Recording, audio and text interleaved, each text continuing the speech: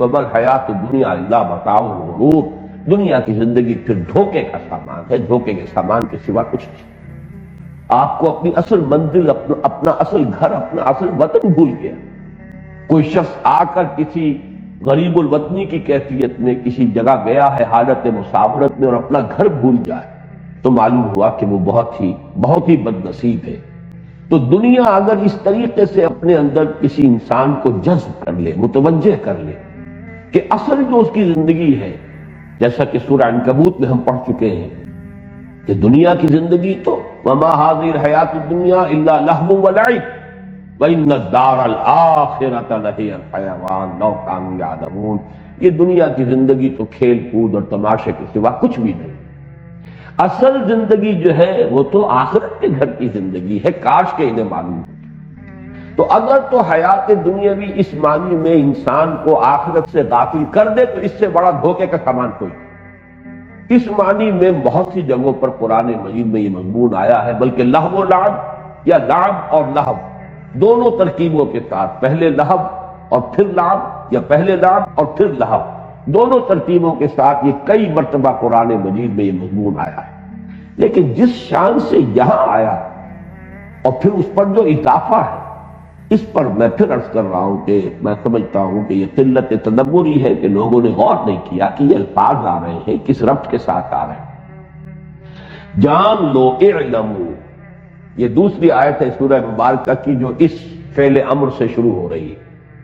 اعلموا ان اللہ یحیی الارض بعد موتها، وہ آیت ہم پڑھ چکے ہیں، آیت نمبر 16، اور ہم نے جو حصے کیے ہیں، جو تجزیہ کیا ہے، اس میں جو چوتھا حصہ تھا وہ جو اسی آیت سے پہلی آیت سے شروع ہو رہا ہے، یہاں یہ پانچواں حصہ اس آیت سے شروع ہو رہا ہے۔ اعلموا انما الحیات الدنیا لعب ولہو وزینۃ وتفاخر بینکم وتکاثر فی الاموال والاولاد، جان لو کہ یہ دنیا کی زندگی تو بس یہی کچھ ہے کہ کھیل ہے، کچھ لذت حاصل کرنا ہے، کچھ زینت اور بناؤ سنگھار ہے، کچھ آپس میں ایک دوسرے پر فخر کرنا ہے، اور کچھ مال اور اولاد کو زیادہ سے زیادہ حاصل کرنے کی کوشش ہے۔ یہ گویا کہ پانچ جو ہے الفاظ آئے ہیں، ان پانچوں کو ایک طرح سے رکھ کر بھی مضمون جو ہے بیان کیا جا سکتا ہے، لیکن اس کی جو اصل عظمت ہے وہ اس میں سمجھیے کہ یہ اصل میں حیات انسانی کے پانچ ادوار ہیں جو اسی ترتیب کے ساتھ ہیں۔ ورنہ محاورے میں عام طور پر لہو و لعب کا لفظ آتا ہے، پہلے لہو اور پھر لعب، اگرچہ دوسری ترتیب بھی قرآن میں ہے، لیکن ہم جب عام اردو زبان میں بھی گفتگو کرتے ہیں یا عربی میں بھی اگر محاورے کے طور پر آئے گا تو لہو و لعب، لیکن یہاں پر ترتیب آپ دیکھیے، لعب و لہو و زینۃ و تفاخر بینکم و تکاثر فی الاموال والاولاد، انسانی زندگی کے یہ پانچ ادوار ہیں۔ پہلا دور وہ ہے جب کہ زندگی صرف کھیل سے عبارت، کوئی فکر نہیں، کوئی تشویش نہیں، کوئی اندیشہ نہیں، اپنے کھانے پینے کی فکر نہیں، وہ والدین کے ذمے ہے، بھوک لگے گی ماں کھلائے گی پلائے گی۔ بچے کے لیے زندگی صرف کھیل، الا یہ کہ تکلیف ہو تو رو لے گا، کوئی احتیاج ہے تو بھی منہ بسورے گا اور وہ والدین جو ہے ان کو اپنی طرف متوجہ کرے گا، باقی اسے کسی اور شے سے کوئی فکر نہیں۔ اور یہ کھیل ابھی خالص معصومانہ کھیل ہوتا ہے، اس میں کوئی وہ جس کو سینچول گریٹیفیکیشن کہا جاتا ہے، کوئی تلذذ نہیں ہوتا، وہ کھیل ہے، معصومانہ کھیل۔ زندگی جو ہے اس وقت عمر کے اس دور میں سوائے اس سے کوئی اور شے جو ہے ان کے ذہن میں نہیں، ان کی سوچ کا، ان کے سارے فکر کا جو مرکز ہے وہ کھیل۔ اعلموا انما الحیات الدنیا لعب، اس کے بعد ایک اسٹیج آتی ہے جسے آج کل آپ کہتے ہیں ٹین ایجر اسٹیج، یہ نہایت خطرناک دور ہوتا ہے انسانی زندگی۔ اب یہاں کھیل صرف کھیل نہیں ہے، اس میں کچھ نہ کچھ تلذذ شامل ہوتا ہے، کوئی سینشول گریٹیفیکیشن آتی ہے۔ اسی عمر میں پھر جو ہے آدمی بہت سی غلط قسم کی آوارگیوں کے اندر بھی مبتلا ہو جاتا ہے۔ یہ دوسرا مرحلہ لہو، یہ لعب کے بعد لہو ہے۔ اب یہ صرف معصوم کھیل نہیں ہے بلکہ اس میں کچھ اور ایلیمنٹ بھی شامل ہیں۔ تیسری سٹیج آتی ہے زینہ، بناؤ سنگھار۔ یہ جب بھی کوئی 18 19 20 برس کا کوئی سجیلا جوان ہوگا یا اسی طریقے سے خاص طور پر لڑکیاں ہوں گی، ان کے لیے جو ہے سب سے زیادہ جو چیز ان کے ذہن پر سوار ہوتی ہے یہ کہ بالکل جو بھی فیشن کے مطابق لباس ہونا چاہیے، فیشن کے مطابق جو ہے وضع قطع ہونی چاہیے۔ اب اگر ٹنگ جو ہے موری کی پینٹس کا رواج ہو گیا ہے تو وہ جو ہے کسی طریقے سے بھی وہ چوڑے موری والا جو ہے وہ پینٹ پہننے کو تیار نہیں ہوگا، اور اگر کوئی رواج ہو گیا ہے چوڑے قسم کے پائچوں والی پتلون کا تو وہ دوسری نہیں پہنے گا۔ اس میں بناؤ سنگھار زینت یہی گویا کہ ان کے سوچ، ان کے فکر، ان کی ساری جو احساسات ہیں، ان کی ساری نفسیات کے اندر سب سے نمایش ہے یہ ہوتا ہے۔ چوتھا دور آتا ہے وہ تفاخر بین۔ اب یہ دور ہے اصل میں کہ جس کو آپ کہیں گے کہ 25 تقریباً عمر سے لے کر اور 35-40 کی عمر تک، اس میں اصل شے ہوتی تفاخر۔ اب یہ ہے کہ انسان جو ہے فخر میں ایک دوسرے میں آگے نکل جائے۔ فخر مختلف چیزوں پر ہوگا، وہ فخر علم پر بھی ہو سکتا ہے، وہ فخر اپنے زہد اور عبادت گزاری پر بھی ہو سکتا ہے، وہ فخر دولت پر ہو سکتا ہے، مال پر ہو سکتا ہے۔ جیسے کہ آپ کو معلوم ہے پٹھانوں کے ہاں یہ بات مشہور ہے کہ اب اگر جو بھی ان کا مد مقابل ہے اس کے گھر پہ اگر کار آ گئی ہے نئے ماڈل کی تو اب پٹھان چاہے اپنی زمین گروی رکھے چاہے کچھ کرے، بہرحال اسی ماڈل کی یا اس سے بھی بہتر کار، اس سے بڑے سائز کی کار جب تک اس کے دروازے پر نہیں آئے گی اسے چین نہیں آئے گی۔ یہ ایک دور ہوتا ہے تفاخر میں، اپنی نسل پر ہے، عصبیت پر ہے، اپنی قبائلی جو برتری ہے اس کا احساس ہو رہا ہے، یہ ہے تفاخر میں۔ 40 برس کے بعد جب عمر ڈھلنی شروع ہوتی ہے، تکاثر فی الاموال والاولاد، اب انسان کو کثرت کی فکر ہوتی ہے، زیادہ سے زیادہ مال جمع ہو جائے۔ بلکہ میں یہ الفاظ استعمال کرتا رہا ہوں کہ تفاخر کے دور میں آدمی مونچھ اونچی رکھتا ہے، کچھ بھی ہو جائے مونچھ نیچی نہ ہو، لیکن تکاثر کے دور میں آ کر مونچھ چاہے موڑ دی جائے پیسہ ملے۔ پیسہ ہے اصل شے، دولت آنی چاہیے، باقی یہ کہ ذرا مونچھ نیچی کر لی یا کچھ اور ہو گیا کوئی فکر نہیں ہے اس میں۔ پھر آپ کہہ سکتے ہیں بڑا ریئلسٹ ہو جاتا ہے کہ اب یہ کیا ہم ان چیزوں کے اوپر خامخواہ جو ہے اپنی دولت ضائع کریں۔ پیسہ سنبھالو، دولت سامنے رکھو، اور تکاثر فی الاموال والاولاد۔ ویسے تو یہ کہ آج بھی کثرت اولاد جو ہے خاص طور پر جن کے جوان بیٹے ہو جائیں اس پہ اس کو یقیناً جو ہے بہت ایک تقویت حاصل ہوتی ہے۔ قبائلی زندگی میں تو اصل میں انسان کی ذاتی عزت اور وجاہت تھی ہی اس بنیاد پر۔ آج بھی آپ کی دیہاتی زندگی میں مجھے ایک لطیفہ یاد آتا ہے، میرے کلاس فیلو تھے ڈاکٹر سلیم صاحب، پھر جو ایک حادثے میں، بلکہ حادثے میں کیا قتل کر دیے گئے، ڈاکے میں، انہوں نے میرے ساتھ ہی MBBS کیا تھا۔ وہ مثال دیا کرتے تھے کہ ایک شخص ان کے گاؤں میں تھا، یہی فیصل آباد کے قریب کا گاؤں تھا، باجوہ فیملی سے متعلق تھے وہ، کہ اس کے 11 بیٹے تھے، 11 کے 11 اعلیٰ تعلیم یافتہ ہو گئے۔ اب وہ کوئی کہیں پر DC لگا ہوا ہے، کوئی کہیں پر جو ہے اس طریقے سے ہے، گاؤں میں کوئی اس کے پاس، وہاں پر مقابلہ ہوتا تھا جو بھی وہاں پہ لوگ ہیں۔ اب اس میں اس بیچارے کے ہاتھ دست و بازو نہیں ہے موجود کہ جو اس کی طرف سے لڑ سکے، مدافعت کر سکے، تو کہا کرتا تھا کوئی میرے 11 پڑھے ہوئے لے لے، مجھے ایک ان پڑھ دے دے۔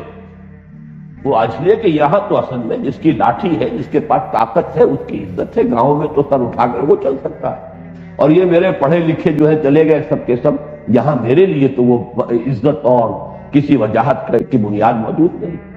تو اس حوالے سے جانیے، اور خاص طور پر کیونکہ قرآن مجید نازل ہو رہا ہے، خاص اس قبائلی جو پس منظر ہے اس میں جو اولین مخاطب لوگ ہیں وہ تو وہی تھے کہ جن کا سارا نظام قبائلی تھا۔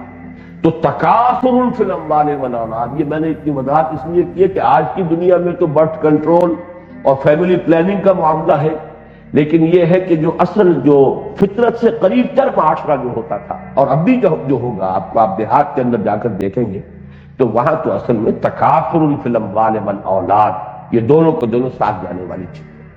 تو یہ ہے در حقیقت یہ 5 الفاظ کے مابین جو ربط ہے، اور اصل بات جو بتائی جا رہی ہے وہ یہ ہے کہ یہ زندگی تو ان ادوار میں سے ہو کر لامحالہ گزرے گی۔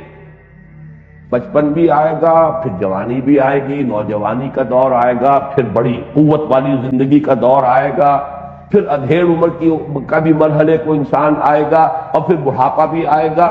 ان میں سے کسی کو بھی آپ روک نہیں سکتے. یہ تو گویا کہ وقت کی رفتار ہے کہ جس کا روکنا ممکن نہیں ہے. البتہ آخرت سے تقابل کیا گیا. وفی الآخرۃ عذاب شدید ومغفرۃ من اللہ ورضوان.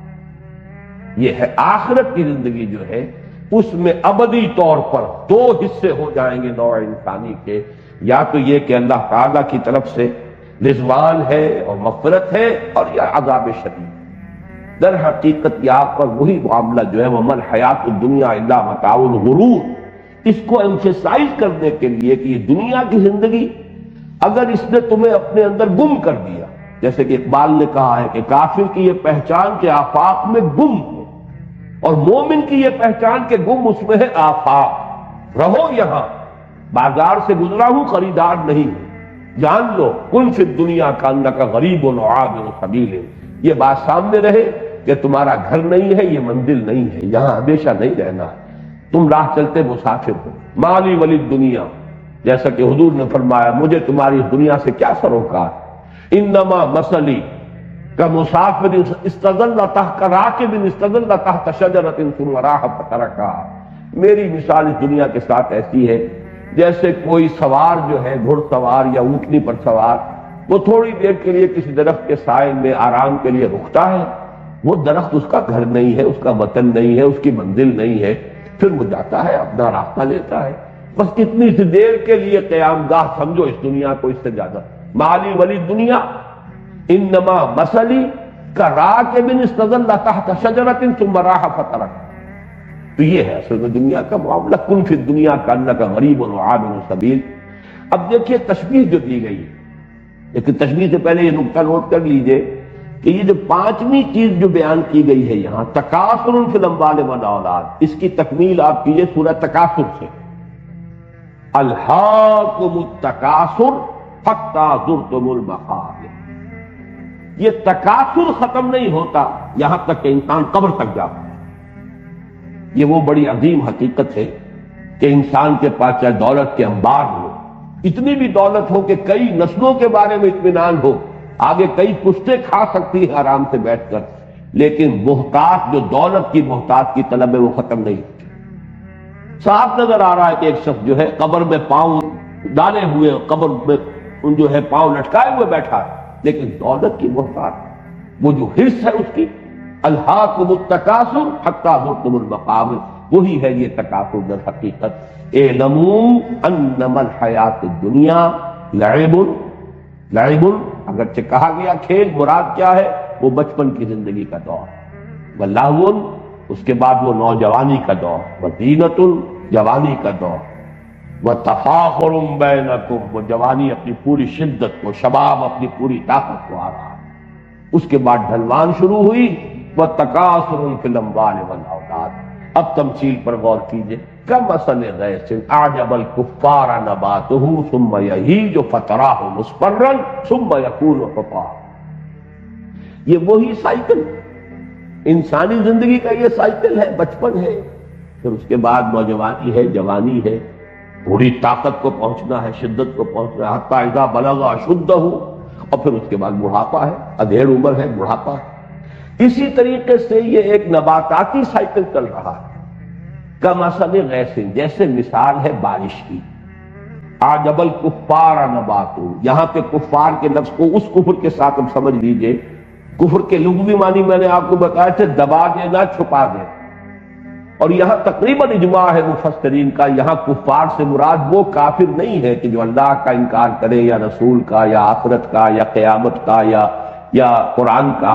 کفار سے مراد یہاں ہے جو کاشتکار ہے، اس لیے کہ کاشتکار بھی زمین میں بیج ڈالتا ہے، بیج کو دباتا ہے، پھر وہاں سے کھیتی جو ہے وہ لہلہائے گی اور ابھرے گی. تو کمثل غیث، جیسے ذراع کا لفظ آیا ہے سورہ فتح کے آخر میں.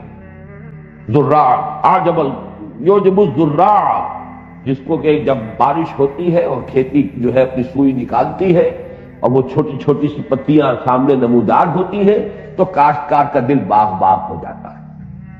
وہاں پر بھی یہ لفظ آیا تو فرمایا کمثل غیث اعجب الکفار نباتہ. بارش سے جو نباتات کا جو ظہور ہوا، اس سے وہ کاشتکار کا دل باغ باغ ہو جاتا ہے. ثم یہیج، پھر وہ اپنی پوری قوت پر آتی ہے وہ کھیتی. حاجہ یہیجو جو ہے یہ آتا ہے کسی چیز کے جوش مارنے کے لیے. چنانچہ کہا جاتا ہے حاجت دم، خون نے جوش مارا. حاج الفحل، نر اونٹ جو تھا وہ جوش میں آیا، بپھر گیا. حیجت یا حیجت الشر والحرب والبعید، کسی شے کو جوش دلانا، یہ حیج یحیج تحییجا آتا ہے. اسی کو نوٹ کیجئے کہ ایک لفظ اردو میں مستعمل ہے، اس کا مادہ حیجان، حیجان کی کیفیت، حیجانی کیفیت. یہ حاجہ یہیجو سے لفظ حیجان ہے کہ جو ہماری ادبی جو لٹریری اردو ہے بہرحال اس کے اندر بہت معروف ہے. تو یہاں فرمایا کہ کھیتی ظاہر ہوئی، بارش ہوئی تھی. اب آپ نے دیکھا کہ اس کے بعد ہریاول جو ہے سبزہ جو ہے معلوم ہوتا ہے کہ اس جو بالکل بے آب و گیا ریت پڑا ہوا تھا، بے آب و گیا مٹی تھی، اس کے اندر اب سبزہ نمودار ہو گیا. پھر اس کے بعد ثم یہیج، پھر وہ فصل جو ہے لہلہاتی ہے، اپنی پوری قوت کو آتی ہے، جوش مارتی ہے.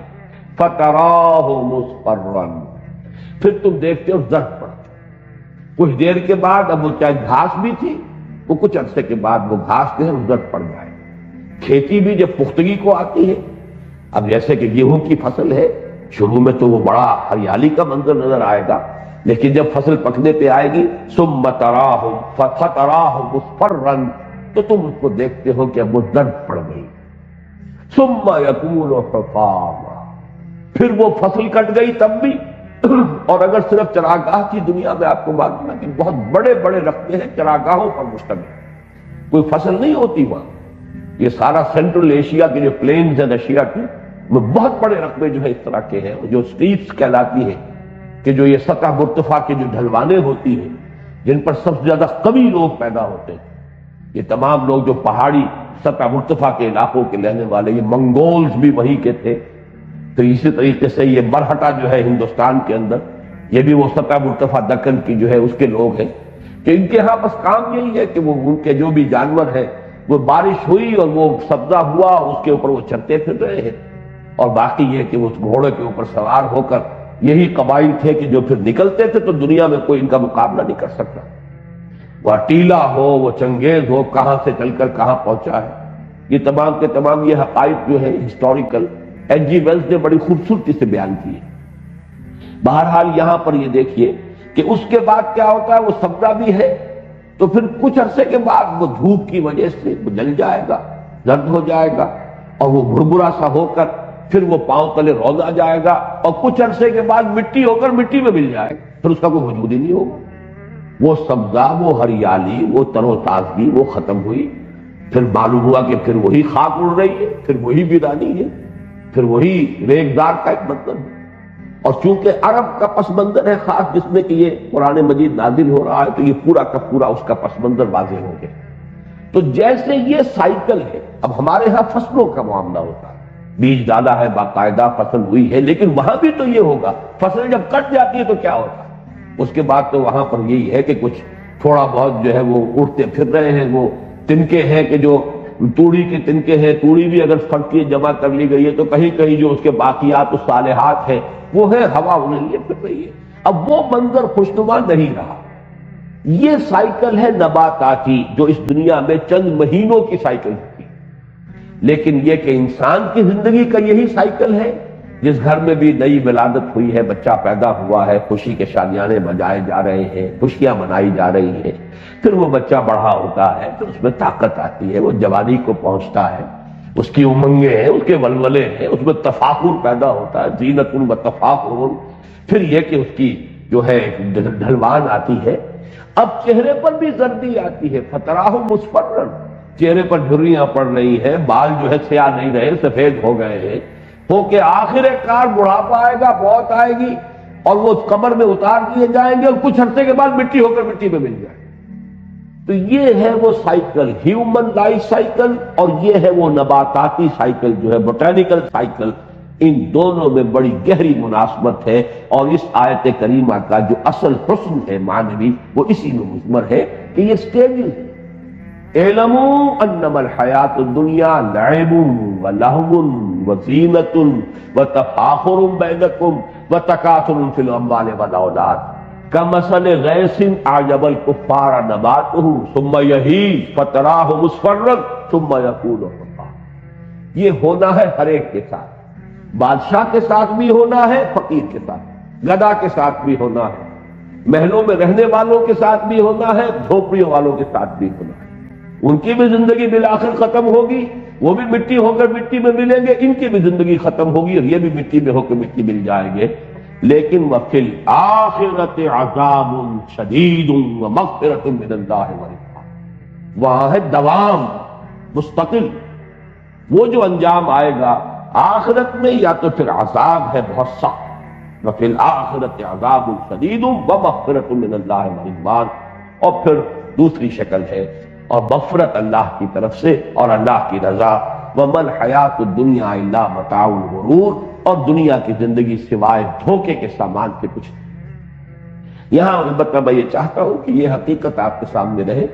حدیث نبوی جو ہے حضور نے فرمایا الدنیا مزرعۃ الآخرہ، دنیا اس اعتبار سے تو دھوکے کا سامان ہے اگر یہ آپ کو غافل کر دیا، اگر آخرت آپ کی منزل مقصود کے طور پر مستحضر رہے تو دنیا کا ایک ایک لمحہ بہت قیمتی، اس لیے کہ اسی سے آخرت بنانی۔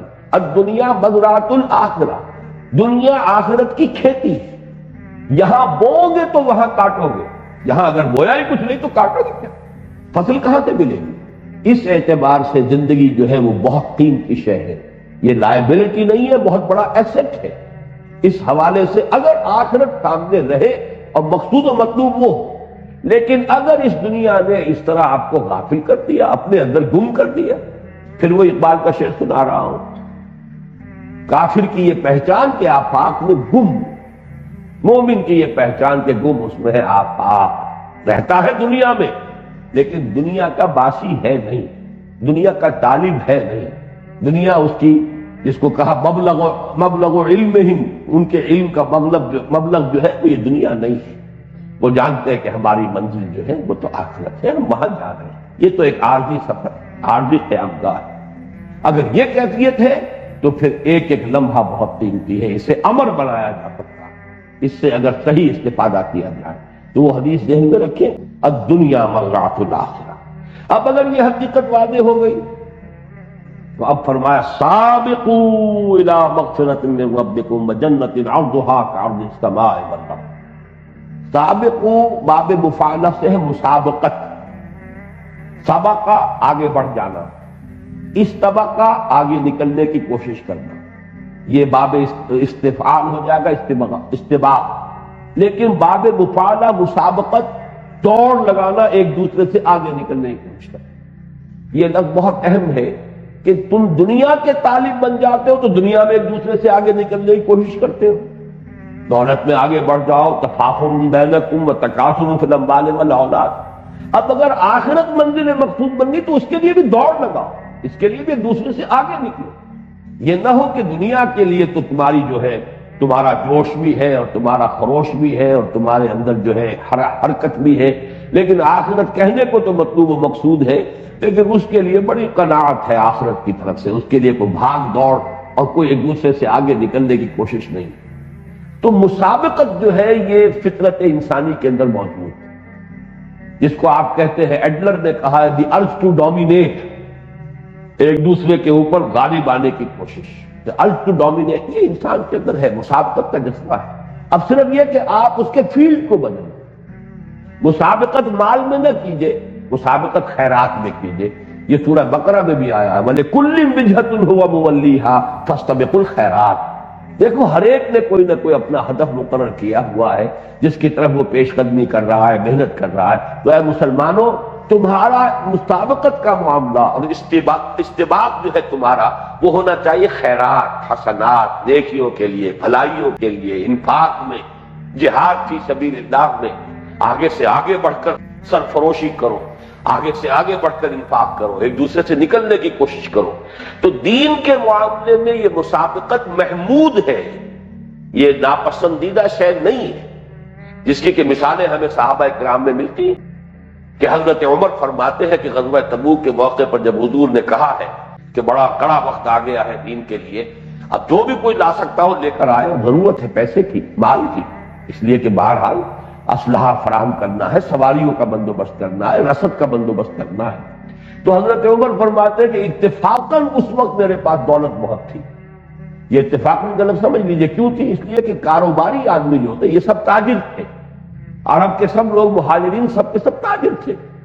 تاجر تو ہاں یہ ہوتا ہے کہ کبھی تو جس کو آپ کہتے ہیں لیکویڈیٹی، کبھی تو وہ اتنی ہوتی ہے، کوئی اتنی رقم موجود ہے، اویلیبل ہے، ورنہ یہ کہ آپ کی رقم انویسٹڈ ہے، آپ چاہتے بھی نکالنا نہیں نکال سکتے۔ لیکن کسی وقت یہ کہ آپ کے پاس دولت جو ہے کیش کی شکل میں یا اویلیبل مال کی شکل میں موجود ہے۔ تو حضرت عمر فرماتے ہیں کہ اس وقت میرے پاس اتفاق سے دولت بہت تھی، پیسہ بہت تھا۔ میں نے سوچا اس موقع پر تو میں ابو بکر سے بازی لے ہی جاؤں۔ تو دیکھیے یہاں وہ مسابقت کا جذبہ ہے، لیکن مسابقت فی الخیرات فاستبقوا الخیرات۔ تو میں نے یہ کیا کہ اپنی ساری جو بھی تھی میرے ایسٹس تھے، 2 حصے کیے، ایک حصہ لا کے حضور کے قدموں میں ڈالا۔ اب منتظریں دیکھیں آج کیا ہوتا ہے۔ استباق تو ہو رہا ہے، مسابقت تو ہو رہی ہے۔ حضرت ابو بکر جو لائے ہیں تو پوچھا حضور نے کہ کیا چھوڑا گھر والوں کے لیے؟ عرض کیا کچھ نہیں چھوڑا، جو کچھ تھا کیا۔ تو حضرت عمر فرماتے، اب دیکھیے یہاں پر کوانٹٹی کا ایلیمنٹ نہیں آئے گا، جو کچھ تھا لے آئے، چاہے وہ کم ہو، اس کی کوئی ہمیں اس کی تفصیل نہیں معلوم کہ کتنا کچھ لائے تھے اور حضرت عمر کتنا لائے، لیکن وہ جتنا بھی لائے تھے وہ کل کا کل تھا، اور حضرت عمر جتنا بھی لائے تھے وہ نصف تھا۔ نصف تو نصف رہے گا، کل کے برابر نہیں ہو سکتا۔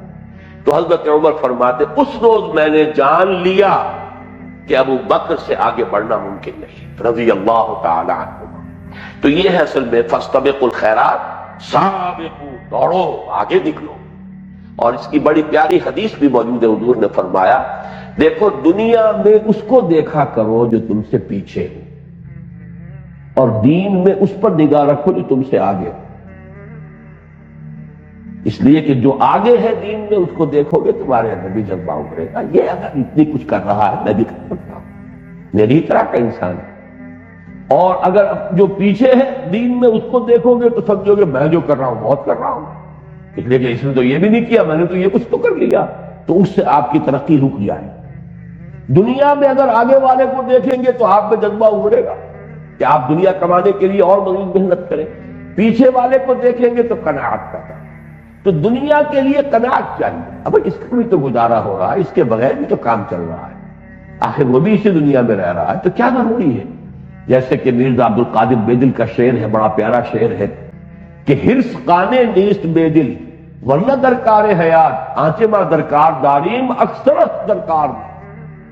یہ تو ہماری ہرس ہے کہ یہ بھی ہو وہ بھی ہو، یہ بھی ضرورت ہے اس کی بھی ضرورت ہے، ورنہ واقعہ یہ ہے کہ ہم جن چیزوں کو سمجھتے ہیں کہ یہ لازمی ہے زندگی گزارنے کے لیے، ان کی اکثریت ایسی چیزیں ہیں کہ جو اکثرش درکار نیست، وہ حقیقت میں درکار نہیں۔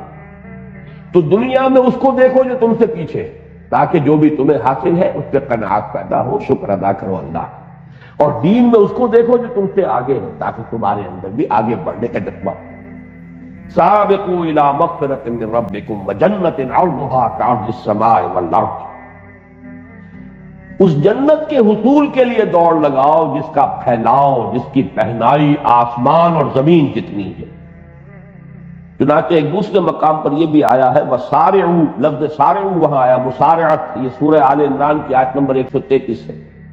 سارعوا الى مغفرۃ من ربکم وجنۃ عرضها السماوات والارض، یہاں جو لفظ عرض آیا ہے ان دونوں آیات میں، وہ ایک تو ہم لفظ عرض استعمال کرتے ہیں طول کے مقابلے، طول اور ہے، عرض کم ہوتا ہے، طول زیادہ ہوتا ہے، لیکن عربی زبان میں جو عرض کا لفظ آتا ہے وہ کسی شے کی وسعت کے لیے، مجرد وسعت کو ظاہر کرنے کے لیے۔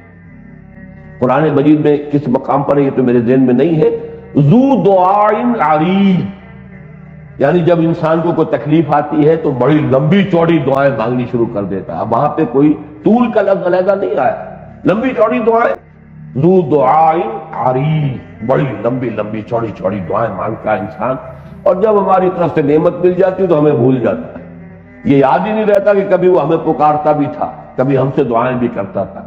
احتیاج میں آدمی ہوتا ہے اللہ کو پکارتا ہے، تو یہاں عرض سے مراد ہے کہ جنت کا تم تصور کر ہی نہیں سکتے. اور میں نے بالکل شروع میں اس سورہ مبارکہ کے درس کے ضمن میں عرض کیا تھا کہ چونکہ قرآن مجید سائنس کی اصطلاحات، فلسفے کی اصطلاحات استعمال نہیں کرتا، بس کسی شے کو کل جو ہمارا تصور ہے کائنات کا، آسمان اور زمین، بس یہ الفاظ ہے. عام انسان جو ہے اس کے حوالے سے، تو اسی لیے جنت کتنی بڑی ہوگی تم تصور کر سکتے ہو.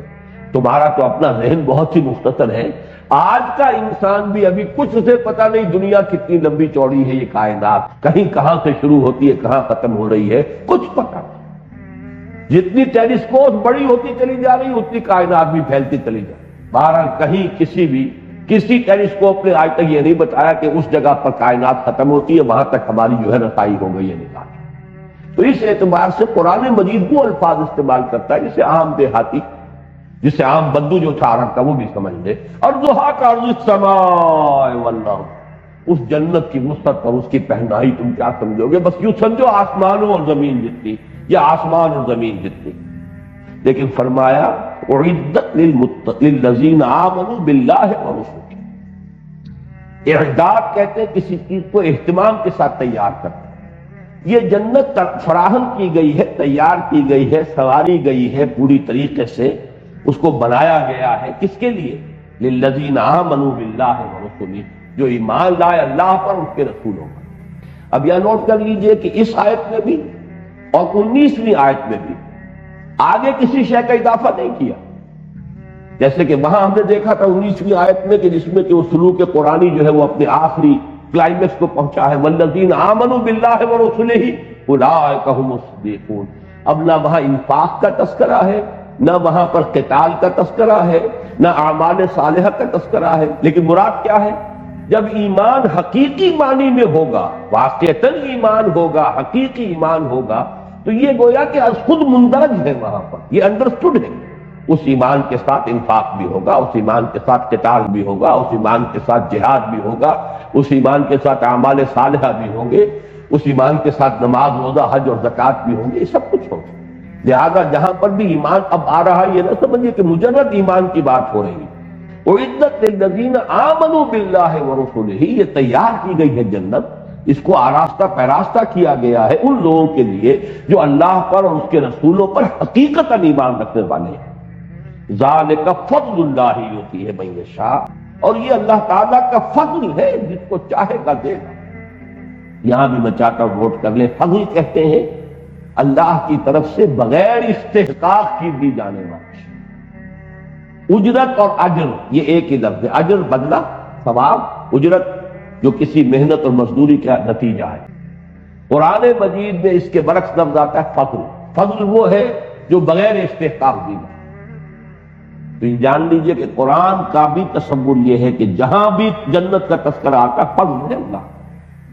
یعنی یہ کہ کوئی انسان مجرد اپنے عمل کے ذریعے سے جنت کا مستحق نہیں بن سکتا جب تک کہ فضل خدا بندی اس کی دستگیری نہ کرے. چنانچہ یہ حدیث بھی ہے اور متفق علیہ حدیث ہے. صحیح بخاری صحیح مسلم دونوں میں حضرت ابو ہریرہ رضی اللہ تعالی عنہ سے یہ روایت ہے.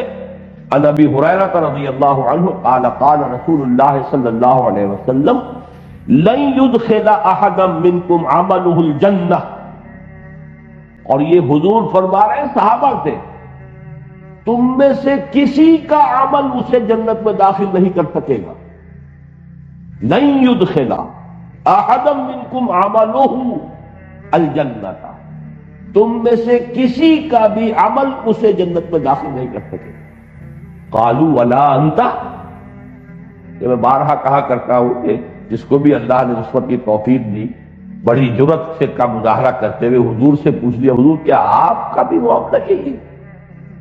کیا آپ بھی جنت میں محض اپنے عمل سے کی بنا پر داخل نہیں ہوں گے؟ فرمایا قال ولا انا الا ان يتغمدني الله منه بفضل ورحمہ، میں بھی مجرد اپنے عمل کی بنیاد پر نہیں بلکہ الا یہ کہ اللہ تعالیٰ اپنے فضل اور رحمت سے مجھے ڈھانپ لے، اپنے فضل اور رحمت کے سے ڈھانپ لے گا تو جنت میں داخلہ. اب یہ ایک انتہائی بات ہے جو حضور نے اپنے بارے میں فرما دی، لیکن بات سمجھانی یہ ہے کہ کبھی بھی اپنا استحقاق نہ سمجھیے جائے. اپنی امکانی حد تک کام کر کے پھر بھی فضل خداوندی کا ہی یہ معاملہ جو ہوگا جیسے کہ اہل جنت کا ترانہ نقل ہوا، جب جنت میں داخل ہوں گے تو کہیں گے الحمدللہ الذی ہدانا لہذا، اس اللہ کا شکر ہے جس نے اسے ہمیں یہاں تک پہنچا دیا، اس نے پہنچایا۔ وما كنا لنهتدي لولا ان هدانا اللہ، اور ہرگز یہاں نہ پہنچ پاتے اگر اللہ ہی ہمیں نہ پہنچا۔ تو یہ لفظ فضل کے حوالے سے اس بات کو نوٹ کر لیجئے، ذالک فضل اللہ یؤتیہ من یشاء واللہ ذو الفضل العظیم، اللہ بہت بڑے فضل کا مالک ہے۔ اب اس کے بعد جو آیات ہیں، اگرچہ تعداد میں کئی ہیں لیکن مجھے ابھی اس کو بیان کرنا ہے، یہ ایک مضمون ہے جو اس سے پہلے سورہ تغابن میں بڑی وضاحت سے آ چکا ہے۔ یہاں اگرچہ لفظاً زیادہ تفصیل ہے، وہاں معنن کم الفاظ میں یہ بات آ چکی ہے، تفصیل میں وہاں بیان کر چکا ہوں۔ اس دنیا کی زندگی میں انسان بہت متاثر ہوتا ہے حوادث، آفات جو ہے سماوی بھی ہوتے ہیں، بڑے پیمانے پر آ جاتے ہیں، بڑا زلزلہ آ گیا، ہزاروں انسان جو ہے اس میں ختم ہو گئے، مکان دھس گئے، یا سیلاب آ گیا جو ہمارے یہاں پچھلے دنوں بھی آیا تھا، کتنے لوگ ہیں اس سیلاب کے اندر گھروں میں بہہ گئے، گھر ختم ہو گئے، لوگ ڈوب گئے، فصلیں کتنی بڑے بڑے رقبے کے اوپر کھڑی ہوئی تباہ و برباد ہو گئی، یا کسی انسان کے اپنے اندر کوئی بیماری آ گئی اچانک، بیٹھے بٹھائے کوئی خیال ہی نہیں تھا، معلوم ہوا کینسر ہے، معلوم ہوا کہ یہ تو فلاں چیز ہے، ہارٹ جو ہے اتنے پرسنٹ بلاکڈ ہے۔ تو یہ ساری چیزیں اچانک آتی ہیں انسان پر۔ تو حوادث چاہے وہ ذاتی طور پر آ رہے ہوں، بیٹھے بٹھائے کوئی انسان کسی مقدمے میں پھنس گیا ہے، خامخواہ ایسے ہی لوگ نمٹ جاتے ہیں بغیر کسی اس کے کہ کوئی ان کا اپنا ارادہ ہو، اور یہ کہ اس کی وجہ سے پریشانی ہو رہی ہے۔ تو ما اصاب من مصیبت فی الارض ولا فی انفسکم، نہیں نازل ہوتی کوئی نازل ہونے والی، لفظ مصیبہ جو ہے یہ تو نازل ہونے والی شے، پڑھنے والی شے، اصابہ یصیب، اصابہ یصیب سے مصیب، یہ گویا کہ اس میں فاعل ہے، مصیبت المؤنث ہو گیا، پڑھنے والی شے، جو بھی کیفیت مجھ پر یا آپ پر وارد ہوتی ہے، چاہے وہ اچھی ہو، چاہے بری ہو، چاہے تکلیف دہ ہو، چاہے مسرت بخش ہو، جہاں تک لغوی تعلق ہے اس لفظ کا، وہ ساری چیزیں اس میں شامل ہو جائیں۔ تمام حوادث، تمام واقعات، جو بھی ہم پر کیفیات وارد ہوتی ہیں، وہ سب کی سب اس میں آ جائیں۔ لیکن عام طور پر یہ لفظ جو ہے استعمال ہوتا ہے تکلیف کے چیزوں کے، ناگوار چیزوں کے، ناپسندیدہ چیزوں کے لیے۔ ما اصاب من مصیبت فی الارض ولا فی انفسکم، یہاں تفصیل کر دی گئی۔ مصیبتیں دو قسم کی ہیں، یا تو زمین میں نازل ہوئی، بڑے پیمانے پر ہوئی، سماوی یا آفاقی کوئی مصیبت آئی ہے، ولا فی انفسکم، نہ تمہاری اپنی جانوں میں کوئی تکلیف ہے، بیماری ہے، کوئی اور عارضہ ہے، کوئی حادثہ ہو گیا ہے، اس میں آدمی کا کوئی عضو جو ہے وہ کٹ گیا ہے، کوئی اور مسئلہ ہوا ہے۔ الا فی کتاب من قبل ان نبرأھا، مگر یہ کہ وہ ایک کتاب میں موجود ہے اس سے پہلے کہ ہم اسے ظاہر کریں، ہم اس کو وجود میں لائیں، ہم اس کو خلعت وجود سے سرفراز کریں۔ اب چونکہ فلسفہ وجود سے متعلق بحث ہم کر چکے ہیں پہلے حصے میں بہت زیادہ، تو یہاں میں چاہتا ہوں کہ ذرا یہ نبرہ کے حوالے سے بھی بات سمجھ لیں۔ اللہ تعالیٰ کا ایک اسم گرامی ہے الباری، الخالق الباری المصور، وہ جو گلدستہ قرآن مجید میں 16-17 اسماء جو ایک جگہ آئے ہیں 3 آیات میں، اسی میں یہ الباری بھی آیا ہے۔ تیسری آیت کے اندر پھر یہ هو اللہ الخالق البارئ المصور له الاسماء الحسنى، تو اللہ تعالیٰ کی یہ شان ہے کہ وہ باری ہے۔ باری کے معنی کیا ہے؟ عام طور پر جب خالق کے ساتھ لفظ باری آتا ہے تو اکثر لوگوں نے اس کا یہ نقشہ پیش کیا ہے کہ خلق کہتے ہیں ذہنی طور پر کسی شے کی منصوبہ بندی، نقشہ بنا دینا، اور پھر یہ کہ باری ہے پھر اس کو پوری طریقے سے ظاہر ایک شکل جو ہے اس کو عطا کر دینا، اور یہ ہوتا ہے ہر ہماری انسانی تخلیق میں بھی یہ ہوگا۔ کوئی مصور ہے، اس کے ذہن میں پہلے خاکہ بن جاتا ہے، پھر وہ اسے صفحہ کرتاس پر لاتا ہے، یا جو بھی اس کا کینوس ہے اس کے اوپر اس کو اتارتا ہے۔ کوئی موجد ہے، اس کے ذہن میں پہلے ایجاد کا نقشہ وجود میں آ جاتا ہے، پھر وہ عملاً جو ہے اس کا خروج جو ہے باہر ہوتا ہے۔ اور باری کے لفظ میں یہ اصولی طور پر یہ بات موجود ہے، برا یبرأ، کسی شے سے علیحدہ ہو جا، میں تم سے بری ہوں، برات، تبرع، یہ سب کی سب چیزیں کیا ہے؟ علیحدہ ہو جاتی۔ تو در حقیقت اللہ تعالیٰ کی تخلیق کے بارے میں بھی فلاسفہ نے اس کے یہ دو مراحل بیان کیے ہیں کہ ایک ہے کسی شے کا وجود علمی جو اللہ کے اپنے علم میں تھا، شے ہمیشہ سے تھی، وہ اللہ کے علم میں اس کا خارجی وجود نہیں تھا، اب وہ وجود میں آئی ہے خارجی طور پر، تو یہ ہے برا یبرو، اور اس کے حوالے سے اللہ تعالی باری، جو بھی حوادث اس کائنات میں آنے والے ہیں علم خداوندی میں تو پہلے سے موجود ہیں، وہ عالم ما کان وما یکون ہے، جو ہونے والا ہے جو ہوا ہے سب اس کے علم میں ہے، تو اس کا گویا کہ جہاں تک وجود علمی کا تعلق ہے وہ تو ہر شے ہمیشہ سے ہے، اللہ کی ذات کے ساتھ اس کا علم، جیسے اللہ کی ذات قدیم ہے ایسے ہی اس کی صفات قدیم ہے، تو اس کا علم بھی قدیم ہے، ہر شے کا ایک وجود علمی جو ہے وہ اللہ کی ذات کے ساتھ پہلے سے قائم تھا، اس کو کہا گیا اللہ فی کتاب، کتاب سے مراد ہے اللہ تعالیٰ کا علم،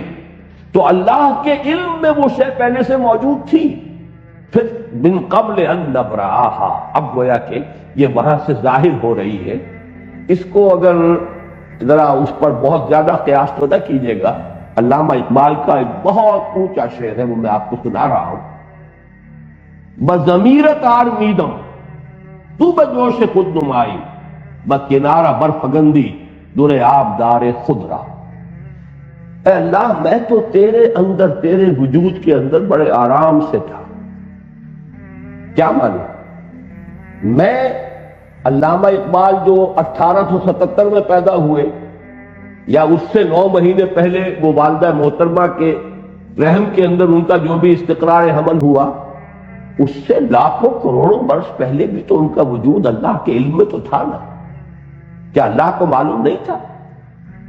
تو وجود جو ہے اس اعتبار سے وجود علمی جو ہے میرا، بس ضمیرت آرمیدم، میں تیرے وجود کے اندر تیرے علم میں بڑے آرام میں تھا، مجھے تو کوئی چنتا نہیں، کوئی تشویش نہیں، کوئی فکر نہیں، بس ضمیرت آرمیدم تو بجوش خود نمائی، بکنارہ برفگندی در آبدار خدرا، یہ جو تمثیل لائے ہیں کہ جیسے سیپی ہوتی ہے، سیپ، اس کے اندر موتی پروان چڑھ رہا ہے، جب موتی بن جاتا ہے تو سیپ خود کھلتی ہے اور موتی کو باہر پھینک دیتی ہے، گویا کہ اس کے وجود میں جو ایک قیمتی شے پروان چڑھ رہی تھی، اب وہ اس کا ظہور چاہتی ہے نا، وہ اگر سیپی کے اندر ہی وہ موتی گم رہے تو ظاہر بات ہے اس کا حسن کس نے دیکھا، جنگل میں مور ناچا کس نے دیکھا، اس سیپی کے اندر اعلیٰ سے اعلیٰ قیمتی سے قیمتی موتی جو ہے وہ پڑا ہوا ہے، تو کس نے دیکھا، کون اس کے حسن کی تعریف کرے گا؟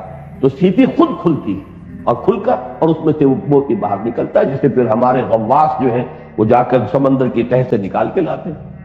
تو تو نے خود سیپی کی طرح مجھے اپنے وجود سے باہر، یعنی میرا وجود مادی جو ہے، جو اس وقت میں شیخ محمد اقبال، علامہ ڈاکٹر شیخ محمد اقبال ولد شیخ نور محمد کے نام سے جو میں اس دنیا میں اس وقت ہوں، تو یہ تو اصل میں تو نے اپنی خلاقی کے ظہور کے لیے اس کائنات کو پیدا کیا، جیسے کہ وہ حدیث ہے کہ کنت کنزا مخفیا فاحببت ان اعرف فخلقت الخلق، تو اس طریقے سے اس پورے فلسفے کو سمجھ لیجیے، لفظ برا کے حوالے سے یہ پوری حقیقت واضح ہو جائے گی، بدقسمتی سے ان چیزوں پر غور کا حق ادا نہیں کیا گیا۔ تو من قبل ان نبرأہا، اس سے پہلے کہ ہم اسے ظاہر کریں، اسے وجود بخشے، یہ تمام چیزیں ہمارے علم قدیم میں موجود تھیں۔ ان ذالک علی اللہ یسیر، یہ تمہیں تو بڑی مشکل بات معلوم ہوگی کہ ساری چیزیں ہی کسی کے علم میں ہو، لیکن تم اللہ کی صفت، جیسے اللہ کے وجود اور ذات کو نہیں سمجھ سکتے، اس کی صفات کو بھی نہیں جانتے۔ واقعہ یہ ہے، جیسا کہ میں شروع میں عرض کر چکا ہوں، صفات کی کیفیت اور کمیت دونوں ہمارے احاطہ ذہنی سے خالی۔ ان ذالک علی اللہ یسیر، یہ اللہ کی بات ہو رہی ہے، تمہاری بات نہیں ہو رہی، یہ اللہ پر بہت آسان ہے۔ لیکن لا تاسوا علی ما فاتکم، نتیجہ یہ ہے جو نکالنا ہے، تاکہ تم افسوس نہ کیا کرو اس پر جو تمہارے ہاتھ سے جاتا ہے۔ یہ اللہ کی طرف سے حوادث آتے ہیں امتحان کے لیے، تکلیف آ جائے صبر کرو، اللہ کچھ دے دے اس کا شکر ادا۔ لیکن لا تاسوا علی ما فاتکم، یہ نہیں فاتا فوت ہو جانا، یہ تو اردو میں بھی مستعمل ہے۔ اب فوت ہونا اس معنی میں کوئی موقع تھا ہاتھ سے نکل گیا، کوئی اور شے تھی آپ کے ہاتھ سے جاتی رہی، تو آپ کا عزیز فوت ہو گیا، کوئی بچہ ہے آپ کے سامنے دم توڑ رہا ہے اور آپ بہرحال اس کو کچھ نہیں کہہ سکتے. وَنَحْنُ أَقْرَبُ إِلَيْهِ مِنْكُمْ وَلَٰكِن لَا تُبْصِرُونَ. تمہاری نگاہوں کے سامنے ہم لے جاتے ہیں تمہارے محبوبوں کو اور تم کچھ نہیں کر سکتے، دیکھ رہے ہوتے. تو یہ ہے کہ یہ فوت کوئی ہو جائے تو اس پر بھی افسوس نہ کیا کرو. اللہ کی طرف گئی کہاں ہے وہ شے؟ اسی کائنات میں ہے، حالت تبدیل ہوئی ہے. اللہ نے تمہارے امتحان کے لیے ایک صورت پیدا کر دی ہے. لیکن لا تاسوا علی ما فاتکم ولا تفرحوا بما آتاکم. جو کچھ اللہ دے دے اس پر اترایا نہ کر، اس لیے کہ یہ بھی امتحان کے لیے ہے، یہ بھی بغرض آزمائش ہے. دولت دی ہے تو حساب بھی تو دینا ہوگا. جس کے پاس دولت زیادہ ہے اس کا حساب بہت بھاری ہو جائے گا.